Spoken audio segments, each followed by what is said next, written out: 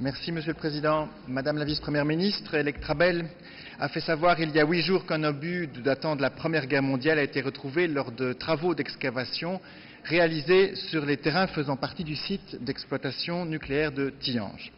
L'obus se trouvait près d'un bâtiment administratif, heureusement pas proche d'un réacteur en fonctionnement ou à l'arrêt, et devant le danger potentiel d'explosion, les bureaux de la centrale ont été évacués préventivement et un périmètre de sécurité a été installé.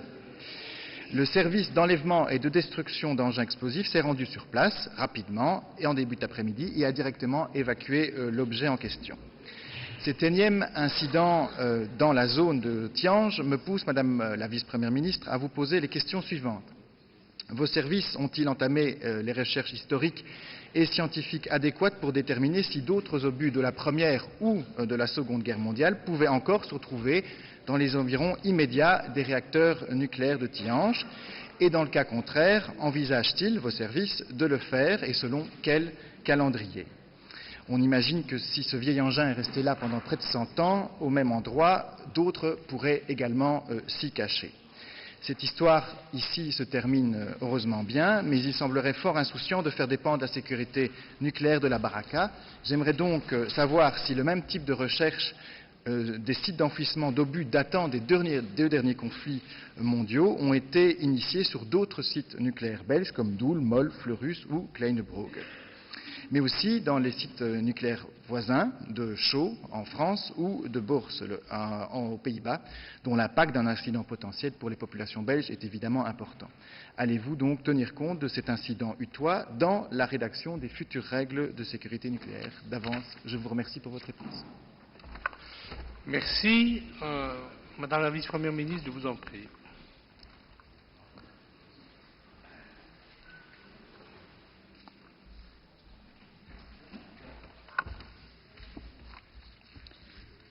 Voilà, je vous remercie pour votre question qui peut paraître surprenante. Je l'ai été autant que vous quand j'ai appris cet incident que vous relatez. Et donc, la FCN a été directement informée de la découverte d'un objet métallique suspect lors des travaux d'excavation dans le cadre d'un programme de remplacement de tuyauterie à Tihange. C'est vraiment dans ce cadre-là que cet objet arrondi suspect a été détecté. Donc ils ont eu le bon réflexe d'appeler le service de déminage pour identifier l'objet et par la suite l'évacuer avec toutes les précautions d'usage. Donc nous nous sommes aussi renseignés, ainsi que l'exploitant, sur les questions que vous posez. Donc les premières informations reçues montrent qu'il n'y a pas eu, en tout cas, à partir du moment où on a identifié que c'était une bombe qui venait de la Première Guerre mondiale, il ne semble pas qu'il y ait eu des combats identifiés à cet endroit-là. Première constatation. De plus, à l'examen de la pièce, il est apparu qu'il s'agit d'un obus qui n'était pas tiré, tel qu'on en retrouve souvent à des endroits de stockage à l'époque, le long des routes et près des ponts, mais géographiquement, ici, il n'y avait rien de tel à cet endroit à l'époque.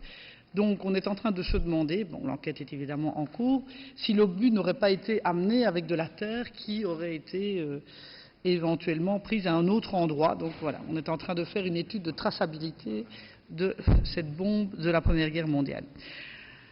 Alors, évidemment, la prudence s'imposait et toutes les mesures d'usage ont été prises pour que tant la protection des personnes que des biens, évidemment, soient remplis. Et donc, pour le moment, évidemment, l'objet a été enlevé, il n'y a plus de problème. Il faut savoir, évidemment, que nos centrales nucléaires sont conçues en termes de robustesse, surtout avec le double mur, sont conçues pour pouvoir recevoir un avion et pour faire face à des explosions de cet ordre-là.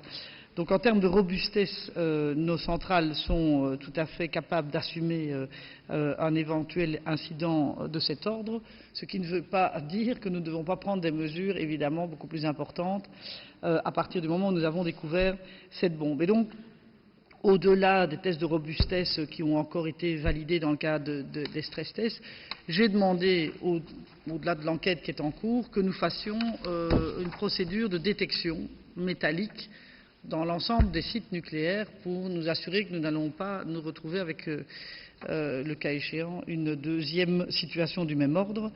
et on est en train d'analyser la manière avec laquelle nous devons le faire dans les délais le plus rapides. Mais ce serait sur tous les sites. Merci. Je vous en prie. Merci Madame la vice-première ministre.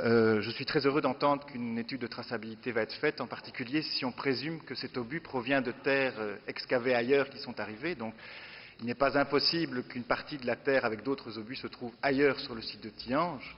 J'entends bien, ce n'est pas impossible, hein, donc, puisque cette terre viendrait de l'extérieur. Donc, on sera attentif à l'étude de traçabilité en cours. Je suis très heureux d'entendre que vous avez lancé une procédure de détection d'objets métalliques sur les autres sites de Thianges. J'espère qu'il s'agissait bien de tous les sites, que les autres sites que Thianges, donc Doul et aussi... Ok, très bien.